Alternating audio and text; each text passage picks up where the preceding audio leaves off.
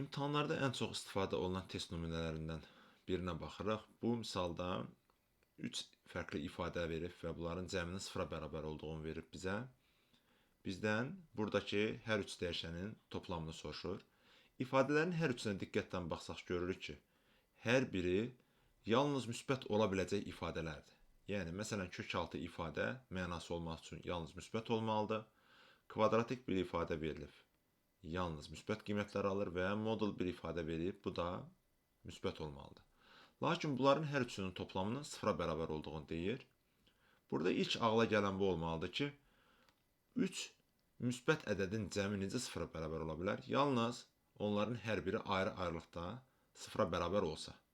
Çünki yəni 3 müsbət ədədin biri əks işarə, mənfi, digəri müsbət deyil ki, bunların toplamı sıfır versin. Yəni hər biri ayrı-ayrılıqda sıfıra bərabər olması lazımdır ki, bərabərlik doğru olsun. Onda çox asanlıqla yaza bilərik. X çıxılsın 4 bərabərdir sıfıra, x bərabərdir 4.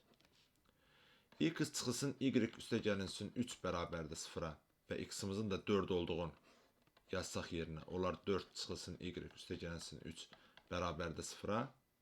Y 7 çıxılsın y bərabərdir 0, y bərabərdir 7-yə.